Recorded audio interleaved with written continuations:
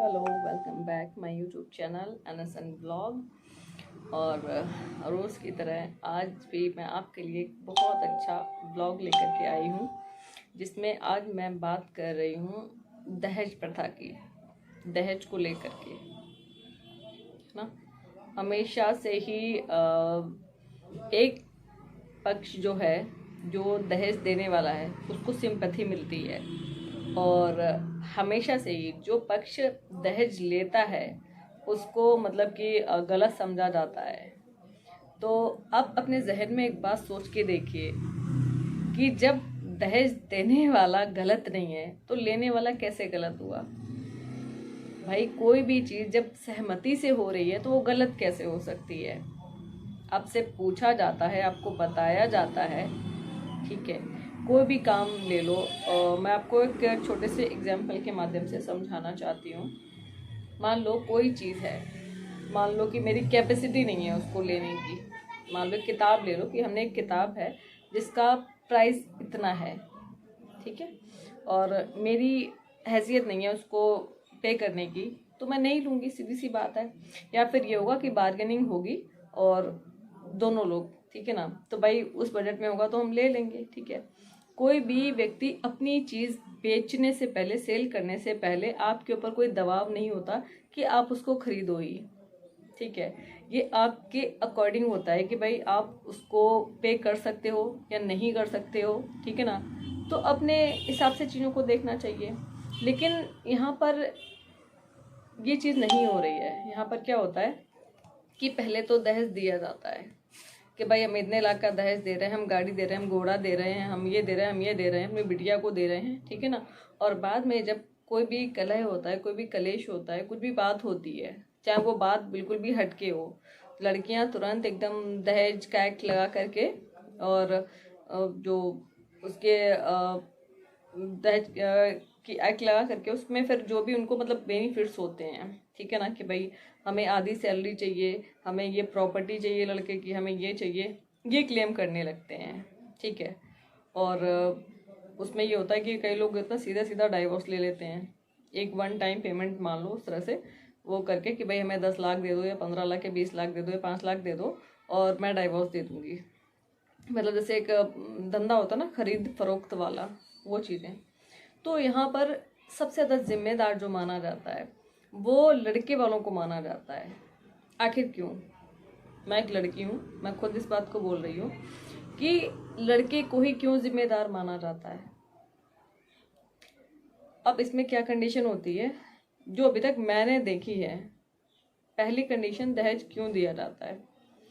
या तो आपकी लड़की को कुछ आता जाता नहीं है, ठीक है ना, और आपकी जो माता पिता हैं उनकी इच्छा ये होती है कि भाई हमारी लड़की लग्जरी लाइफ जिए, वीआईपी महारानी बन के रहे, उस लड़के के पास करोड़ों की संपत्ति हो, सब कुछ हो। एक लड़के से 25 साल की एज में या 30 साल की एज में क्या एक्सपेक्ट करते हैं आप कि भाई वो करोड़पति होगा? कितना कमा लिया होगा?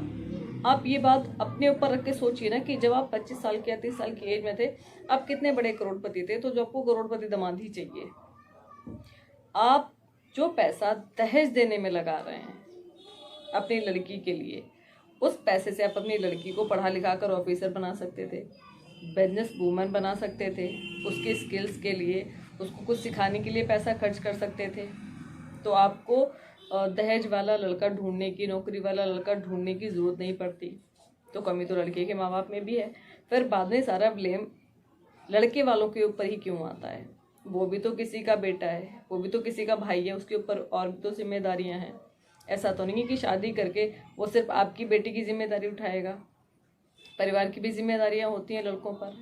और दूसरा ये है जो दहेज का मेन मोटिव होता है, ठीक है ना, कि भाई हम अपनी शान दिखाना चाहते हैं समाज में कि हाँ भाई हमारे पास बहुत पैसा है, और लड़की की शादी में हम वो पैसा खर्च कर रहे हैं।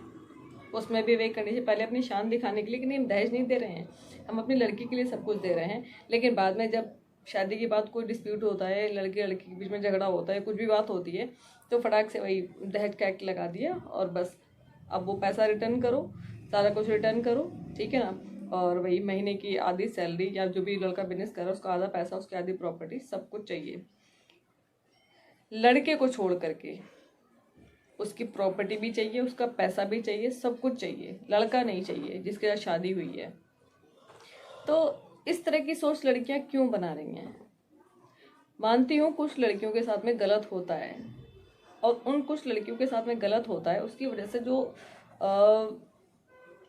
लड़कियां जो अपने डिसीजन लेती हैं, ठीक है ना, ठीक है, उनको मैं एक्सेप्ट करते हैं कि भाई चलो ठीक है, एक लड़की की शादी हुई, उसके साथ में कोई क्राइम कमिट हुआ शादी के बाद, ठीक है ना, मारपीट हुई या कुछ भी हुई, ठीक है, तो भाई आप सीधा सा है कि आप अगले इंसान के साथ नहीं रहते, आप सीधा डाइवोर्स दे दो, बात को ख़त्म करो, ठीक है। लेकिन लड़कियों के अंदर क्या भावनाएं आती हैं, वो अपने दिमाग से नहीं चलती, अपने माँ बाप चाचे ताऊ फलाने पूरी दुनिया के दिमाग से चलती हैं। और वो क्या करते हैं, लड़के को सबक सिखाना। सबक में क्या होता है कि भाई केस डाल दो, सास ससुर नंद देवरानी जेठानी जो भी है सबके नाम लिखा दो, ठीक है ना। अब बंदा मतलब पूरा घर परेशान, जिन्होंने कुछ नहीं किया ना, जिनका दूर दूर तक कोई लिंक ही नहीं है, वो भी परेशान। तो ये सबक सिखाने वाला कॉन्सेप्ट होता है, जबकि ये नहीं होना चाहिए।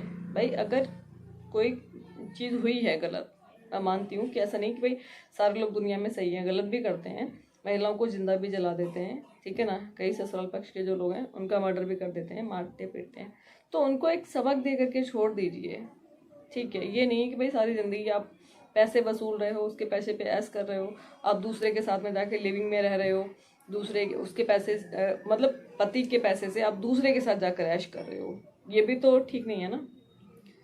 तो मेरा जितनी भी समाज में लड़कियां हैं, पहले चलो पढ़ने लिखने का अधिकार नहीं था, तो औरतें निर्भर रहती थी अपने हस्बैंड पर, अपने पिता पर, अपने भाई पर, अपने पति पर निर्भर रहती थी। लेकिन आज की डेट में जहाँ पर शिक्षा मतलब फ्री है बिल्कुल, ठीक है, बहुत ज़्यादा महंगी नहीं है शिक्षा, तो भाई वो चीज़ आप पढ़ाई करके अपने आप को काबिल बना करके और अपनी ही तरह लड़का देख लो। जैसे आपकी नौकरी है, भाई उसी रेंज का लड़का देख लो, ताकि ये दहेज की जो प्रथा है उस पर रोक लगाई जा सके। लोग कहते हैं दहेज लेना बंद करो, अरे भाई तुम देना बंद करो ना, लड़कियों को इस काबिल बनाओ ना कि वो कमाएं, खुद भी खाएं, और जो योगदान लड़का घर के अंदर देता है वो लड़कियां भी बराबर का योगदान दें। लेकिन नहीं, यहाँ पर क्या है, पति कमाने जाएगा, पति पूरा दिन पसीना बहाएगा, और मैडम आराम से घर में लाली लिपस्टिक लगाएंगी, पंचायत करेंगी, इधर उधर की चुगलियाँ लगाएंगी, ये काम रहेगा। और शाम को जैसे ही पति आएगा वैसे घर में कलेश चालू कि मेरे यहाँ दर्द है, मेरे वहाँ दर्द है, आज ये है, आज वो है, दुनिया भर की बातें, ये चीज़। तो शादी के बाद भी पढ़ाई की जा सकती है कि पति अगर नौकरी करने जा रहा है, आप कोई सा भी कोर्स ले लो, कोई सा भी कोर्स ले लो, दुनिया भर के कोर्स चल रहे हैं, ठीक है ना, अकाउंटेंट का कोर्स कर लो, नॉर्मली किसी कोई सा भी कोर्स कर लो। 12th के बाद में भी BLLB होती है, ग्रेजुएशन के बाद में LLB होती है, कुछ नहीं कुछ तो सहारा लगेगा ना। देखिए घर के अंदर शादी के बाद कलेश क्यों होता है? कलेश होने के वैसे तो बहुत सारे कारण हैं, लेकिन मेन जो कलेश होता है शादी के बाद वो ये लगता है कि भाई पैसे को लेकर के, ठीक है, कि तुम भाई ढंग का कमाते नहीं हो, ये है वो है, मुझे मेरी ज़रूरतें पूरी नहीं हो पा रही हैं, ठीक है ना, अच्छे कपड़े नहीं पहन पा रही हूँ, अच्छे रेस्टोरेंट में नहीं जा पा रही हूँ, बच्चों का अच्छा फ्यूचर नहीं है, तो भाई तुम भी कमाओ ना, पति की जिम्मेदारी क्यों। और मैंने आज एक पोस्ट की थी दहेज को लेकर के, ठीक है, कि कमाऊँ दामाद तो चाहिए, ठीक है ना, तो लड़की क्यों भी तो कमाओ बनाओ। तो वहाँ पर एक महिला मित्र है हमारी, उन्होंने कमेंट किया है, बड़ा ही अच्छा कमेंट है, कि लड़कों को भी घर का खाना बनाना सारा कुछ सिखाओ। बेशक मैं एग्री करती हूँ इस बात से, लड़कों को खाना बनाना सिखाओ, लड़के करते भी, ऐसा नहीं कि लड़के नहीं करते हैं, लड़के भी खाने बनाते हैं, झाड़ू पोछा भी करते हैं, ऐसे ऐसे लड़के हैं, ऐसे ऐसे आदमी हैं आज की डेट में, मैंने खुद अपनी आंखों से देखा है। मेरे मामा जी सरकारी नौकरी करते थे, मेरी मामी तो नौकरी भी नहीं करती थी, उसके बाद भी झाड़ू पोछा कपड़े धुलना ही सारा काम मेरे मामा जी नौकरी से आने के बाद भी करते थे, ठीक है। तो ये ऐसी बात नहीं है, जो पढ़ा लिखा पुरुष है ना, आज के टाइम का पढ़े लिखे जो लड़के हैं, वो हर चीज़ करने को तैयार हैं ताकि उनके घर में कलेश ना हो, वो खुश रहें, ऐसा नहीं कि लड़के नहीं करते हैं। और इसमें एक बात और मैं कहना चाहूँगी, अगर मान लो कि दोनों हस्बैंड वाइफ नौकरी कर रहे हैं, ठीक है ना, तो उसमें ज़रूरी नहीं कि लड़का भी घर का काम करे, लड़की भी घर का काम करे, आप एक हाउस मेड रख सकते हो भाई, खाना पकाने के लिए भाई उनको रोजगार भी मिल जाएगा और आपका भी काम हो जाएगा। आप दोनों मिलकर के नौकरी कीजिए, बिजनेस कीजिए, आगे बढ़िए, ये भी तो हो सकता है ना। अब इसमें कई महिलाएं बोलेंगी नहीं भाई आदमी ही खाना बनाए, आदमी ही सारा काम करे। क्यों करे भाई? नौकर है वो आपके, कि वो बाहर से भी काम करके आएगा, वो घर में भी काम करेगा। और सेम वही सिचुएशन महिलाओं के लिए है कि भाई महिलाएं नौकरी कर रही है, घर में मेड लगाओ ना। जरूरी है क्या कि आप ही घर का खाना बनाओ, आप ही झाड़ू बर्तन करो, सारा काम आप ही करो? ऐसा कोई कंपलसरी तो नहीं है। मैंने इतने यहाँ पर दिल्ली जैसे शहर में रहती हूँ मैंने ऐसे ऐसे कपल्स देखे हैं, ठीक है ना, प्राइवेट सेक्टर में जॉब कर रहे हैं, काम कर रहे हैं, ठीक है ना, दोनों मिलकर के सारे काम करते हैं, कोई छोटा नहीं कोई बड़ा नहीं है, ठीक है ना, और बहुत प्यार से बहुत अच्छे से उनकी लाइफ कट रही है। उनके बच्चों का फ्यूचर क्या ही फ्यूचर है उनका सच में, कि भाई अच्छी पढ़ाई, अच्छी एजुकेशन, सारी चीज़ें दे रहे हैं, कोई कलेश नहीं है। ठीक है, कलेश कब होता है? जब एक इंसान घर में ठाला बैठा होता है, दूसरा इंसान काम कर रहा होता है, तब होता है, ठीक है ना। कोई ज़रूरी नहीं है कि भाई आप घर में आपने घर का काम करना, उसे आप कहते हो कि मैं काम करती हूँ, मैं भी हूँ। ऐसा नहीं है कि मैं बाहर काम करती हूँ तो मैं घर में काम नहीं करूँगी, मैं घर में भी करती हूँ भाई, ठीक है। मर्जी है हमारी, करो या मत करो। लेकिन यहाँ पर क्या है कि औरत ने खुद को कैद कर दिया है, खुद के लिए रिस्ट्रिक्शन बना दिए हैं कि नहीं भाई आदमी नौकरी करेगा तो हम घर में बच्चे पालेंगे, हम घर के अंदर ही सारा काम करेंगे, झाड़ू पोछा करेंगे, और बाद में फिर हम ये क्लेम करेंगे कि देखो हम भी तो घर का काम करते हैं। क्यों अपने आप को उन बेड़ियों में कैद करके रखना? जब आपको बराबरी का दर्जा मिला है, आपको फ्रीडम मिली है, तो उसका फ़ायदा उठाओ ना। ये थोड़ी है कि अगला आदमी पसीना बहा रहा है दिन रात, ठीक है ना, और आप आराम से घर में बैठ के बातें और चटकारे और मूवीज़ चल रही है, सीरियल चल रहे हैं, सास बहू वाले देख रहे हो, ठीक है ना, पूरे दिन इंस्टाग्राम स्क्रॉल कर रहे हो। तो ये चीज़ थोड़ी है। फिर बाद में दूसरे को कमियां देंगे, आदमियों को कोसेंगे कि भाई फलाना आदमी तो ऐसा है, उसने देखो दहेज प्रथा और ये। तो भाई दहेज प्रथा अगर आज की डेट में कोई ख़त्म कर सकता है तो वो खुद महिलाएं कर सकती हैं, और कोई भी नहीं कर सकता। ये बात लिख के रख लो, क्योंकि कोई भी व्यक्ति ज़बरदस्ती कोई भी चीज़ नहीं ले सकता जब तक आप उसे देने को तैयार नहीं होते। जी हाँ, मैं दहेज की बात कर रही हूँ। ऐसा नहीं है कि कोई आया, मान लो सपोज दैट मेरे घर पे रिश्ता आया, ठीक है, अब वो लोग मेरे से मतलब दहेज मांग रहे हैं, ज़बरदस्ती मांग रहे हैं। भाई मेरे बस की नहीं है, मेरे पिता की बस की नहीं है, नहीं देंगे दहेज, ठीक है भाई, जो नहीं सरकारी नौकरी वाला ही लड़का हो, नॉर्मल भी चलेगा, जैसी अपनी हैसियत है उसके अकॉर्डिंग, लेकिन दहेज वाली नहीं करेंगे। ऐसा भी तो हो सकता है ना। लेकिन यहाँ पर क्या है कि नहीं भाई, हमारी लड़की अनपढ़ है, हमारी लड़की को मतलब पढ़ी लिखी नहीं है, ठीक है, हमारी लड़की घर का काम नहीं करना चाहती है, महारानी एलिजाबेथ बन के रहना चाहती है, ठीक है, उसके लिए हम क्या करेंगे भाई, ये लो बाइक लो, स्कूटर लो, ठीक है ना, इतने लाख की शादी कर देंगे, इतने लाख की शादी कर देंगे। अरे भाई खरीद फरोख्त चल रही है क्या? कोई मछलियों को बाजार लगा हुआ है क्या कि इस मछली का भाव इतना है, इस मछली का भाव इतना है, इस मछली का भाव इतना है? मतलब आज की डेट में ये इस तरह की चीज़ें हो रही हैं। और ये कौन करते हैं? लड़की के खुद के माँ बाप। ये मैंने खुद से अपनी आंखों में देखा, अपनी आंखों से देखा, अपनी आंखों में बोली, अपनी आंखों से चीज़ें देखी हैं। और ब्लेम किसको जाता है कि भाई लड़के वाले दहेज मांग रहे हैं। और भाई लड़का भी तो तुम्हें कलेक्टर चाहिए ना, इसलिए दहेज मांग रहे हैं। तुम्हारी लड़की कलेक्टर होती तो वो शादी फ्री में हो जाती, लड़का भी कलेक्टर लड़की भी कलेक्टर, दोनों बराबर, दोनों इक्वल। देखिए जहाँ पर थोड़ा सा ऊपर नीचे तराजू होता है तो उसको बराबर किया जाता है। देखा होगा आपने, सब्जी तुलती है या फिर कोई भी सामान का जब वेट होता है उसको बराबर किया जाता है। ऊपर नीचे रहेगा तो वो फिर दिक्कत होगी, है ना। तो जो लड़कियां कहती हैं ना कि नहीं भाई सिर्फ लड़कों को कोसना, है ना, तो मैं उनसे सिर्फ एक ही बात कहना चाहती हूँ कि किसी को कोसने से अच्छा है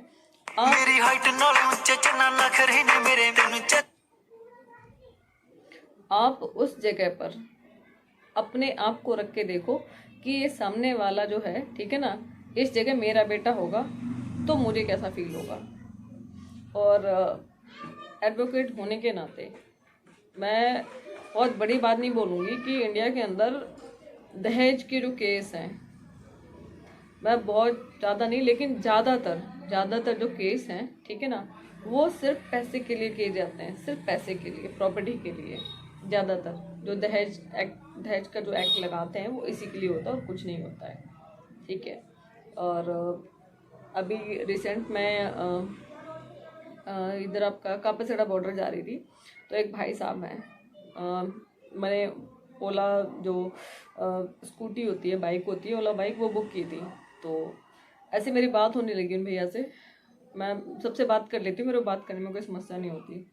तो उन भाई साहब का केस चल रहा है पिछले 3-4 सालों से। केस क्या है कि उसने केस कर दिया है और उसको आधा पैसा, मतलब 50% सैलरी चाहिए लेडीज़ को, साथ में रहना नहीं है और ना ही कुछ, और उसको एक घर चाहिए, ठीक है, लेकिन साथ में नहीं रहना है। और जब तक ये चीज़ें उसे मतलब सैलरी का तो आधा 50% वो दे ही रहे हैं, लेकिन जब तक ये घर खरीद के नहीं देंगे तब तक वो औरत उनका पीछा नहीं छोड़ेगी, जो महिलाएं, ठीक है ना। और 3-4 साल में उनका कोई बच्चा भी नहीं है, कोई कुछ भी नहीं है, और बोल रही है कि मैं तेरे को शादी नहीं करने दूंगी। इस तरह से उन्होंने मुझे बताया। वैसे एक तरफा पर मैं डिसीजन पर सहमत नहीं हूँ कि भाई एक तरफा किसी को सुन करके कोई डिसीजन दिया जाए, लेकिन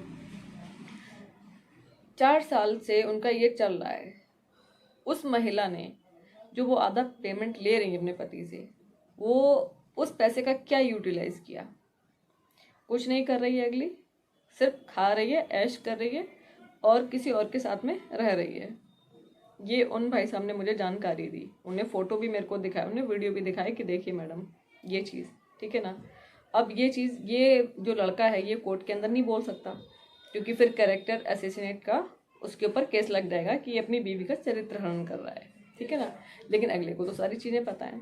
तो उस महिला की कितनी बड़ी गलती है, वो पैसे का चाहती कि 4 साल के अंदर कोई भी कोर्स करके वो अपने इन 4 सालों के अंदर वो महिला कोई सा भी अच्छा कोर्स कर सकती थी। दुनिया भर के कोर्स चल रहे हैं, ठीक है ना। अगर अनपढ़ भी है ना, अनपढ़ भी है तो उसके लिए भी यार ब्यूटिशियन का कोर्स है, सिलाई का कोर्स है, बहुत सारे कोर्स हैं अनएजुकेटेड महिलाओं के लिए भी, ठीक है। वो चाहती इस पैसे से कोई बिजनेस कर सकती थी, लेकिन नहीं, उसको क्या है, उसको पति नहीं चाहिए, उसको पति का पैसा चाहिए और जो घर लेकर के देगा पति, ठीक है ना, तब वो डाइवोर्स पेपर पे साइन करेगी, तब वो डाइवोर्स देगी उसको। उस डाइवोर्स के बाद में जो वो पति घर खरीद के देगा उसके अंदर ऐश कौन करेगा? कौन करेगा ऐश? और ये चीज़ें लोग पचा कैसे लेते हैं, मेरे तो ये समझ में नहीं आता है। ये चीज़ें तो कहीं ना कहीं देखा जाए तो पुरुषों का शोषण हो रहा है, इसमें कोई दो राय नहीं है, ठीक है। मैं ये नहीं कह रही हूँ कि नहीं लेना चाहिए, ठीक है भाई, कंपनसेशन लो, लेकिन कम से कम उसका यूटिलाइज तो ठीक से करो ना, कि भाई आप अगले से बोल दो कि भाई मेरे को इतना पैसा चाहिए या मेरे को ये कोर्स करा दो, आप मेरी फीस भर दो, मैं अपने पैरों पे खड़ी हो जाऊँ, ये भी तो बोल सकते हो ना, नॉर्मल।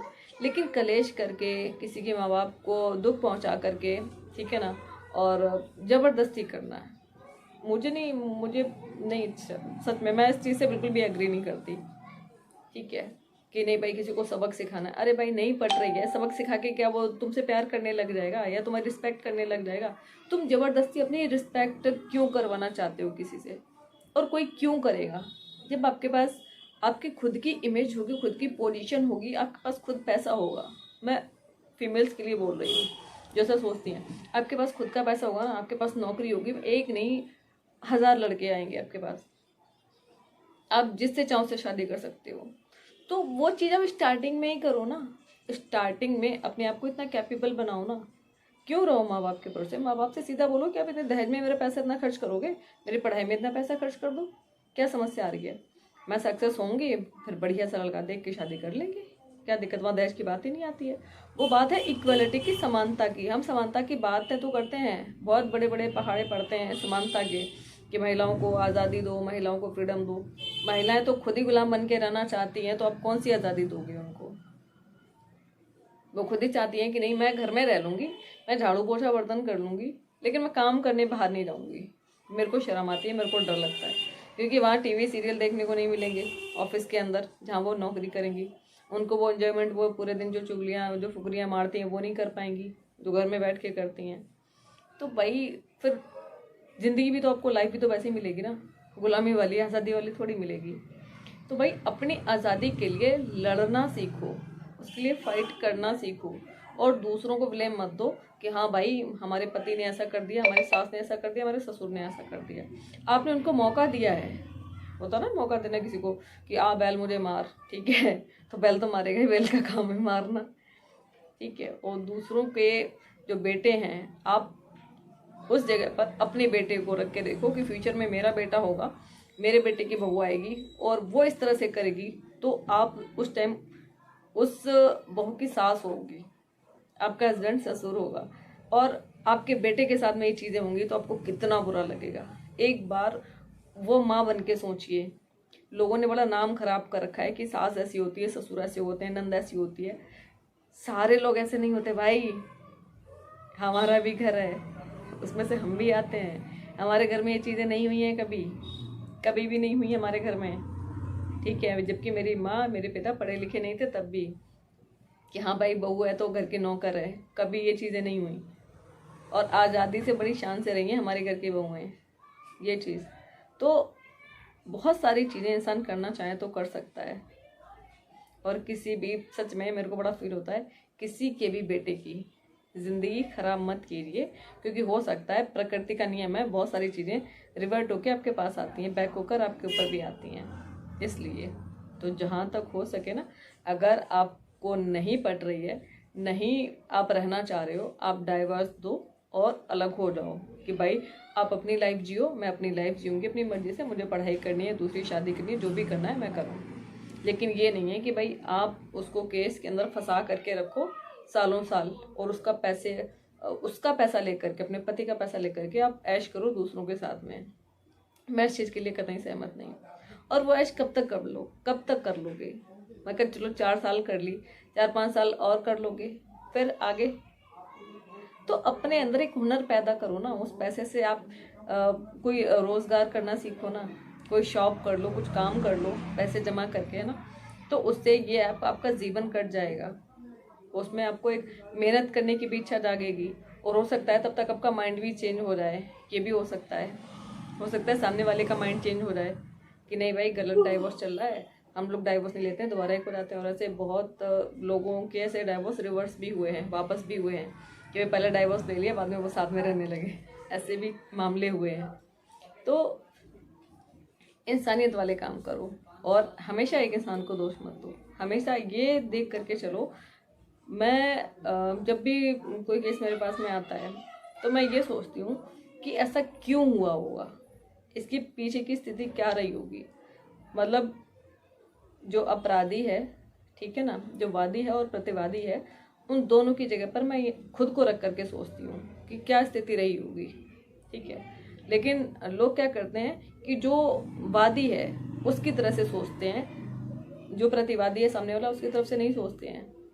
जबकि दो वकील का काम होता है दोनों तरफ से सोचना, कि भाई उस तरफ भी, वहाँ पर भी खुद को रख के देखे, और खुद को, मतलब जो उसका वादी है उसकी तरफ भी से सोचे।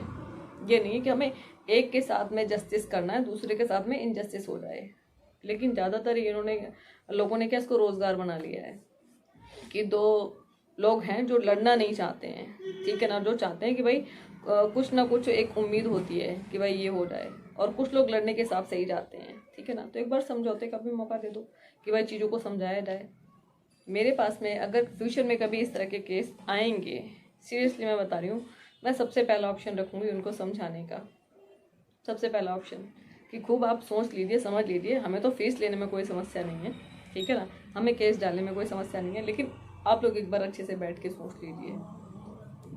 और जितनी भी पॉसिबिलिटीज़ होंगी, मैं तो यही चाहूँगी कि भाई ये यहाँ तक नौबत ही ना आए, और आए तो एक बार में फुल और फाइनल कर दो। किसी को बांध के मत रखो। कोई आपका गुलाम नहीं है, नौकर नहीं है कि आपसे वो ज़बरदस्ती प्यार करेगा, आप किसी से ज़बरदस्ती प्यार ले लोगे। प्यार का मतलब ये होता है, प्यार अपनी मर्जी से ही होता है। आप अपने अंदर इतनी खूबियाँ पैदा करो कि सामने वाला मजबूर हो जाए आपको प्यार करने के लिए, आपको रिस्पेक्ट करने के लिए। तो साथियों, मेरी बात कैसी लगी मुझे ज़रूर बताना। कुछ लोग को हो सकता है बुरा भी लगे, क्योंकि यहाँ पर मैं पुरुषों की, लड़कों की फेवर की बात कर रही हूँ। क्योंकि फ्यूचर में कभी मान लो मेरे घर में भी बच्चे हैं, लड़के हैं, ठीक है, उनके साथ अगर ऐसी चीज़ होगी तो वो चीज़ देखो मुझे भी नहीं अच्छी लगेगी। मेरा तो यही कहना है कि ये चीज़ें नहीं हो। अगर किसी को रहना है राजी से रहो, नहीं रहना है भाई साहब हाथ जोड़कर रिक्वेस्ट है, आप जा सकती हैं, कोई भी हो। तो मेरे घर में भी बच्चे हैं, लड़के हैं, और मैं चीज़ें बिल्कुल भी नहीं चाहती सीरियसली, क्योंकि एक परिवार कैसे तबाह होता है, मेरा भाई कैसे टॉर्चर होकर उसकी डेथ हुई है मैं जानती हूँ, उनके साथ में क्या हुआ था, ठीक है। तो वो वाक़या मैं आपको कभी वीडियो बनाऊंगी तो उसके अंदर बताऊंगी कि मेरे खुद के भाई के साथ में क्या हुआ था। और भाभी को, उनको जो मेरी पहले वाली भाभी थी, उनको बाद में पछतावा हुआ था, बाद में अकल आई थी जब सब कुछ ख़त्म हो चुका था। तो इन चीज़ों में नहीं पड़ना चाहिए इंसान को, मेरा तो मानना ये है। अगर खुशी से लाइफ कट रही है साथ में तो ठीक है, नहीं कट रही है तो अलग हो जाइए, खुद भी जियो, दूसरे को भी जीने दो, ये लाइफ का सिद्धांत होना चाहिए। खैर, मेरी बात कैसी लगी, मेरा व्लॉग कैसा लगा, वीडियो को लाइक करना, अच्छी लगे तो शेयर भी करना, और मेरे चैनल को सब्सक्राइब करना। बाय।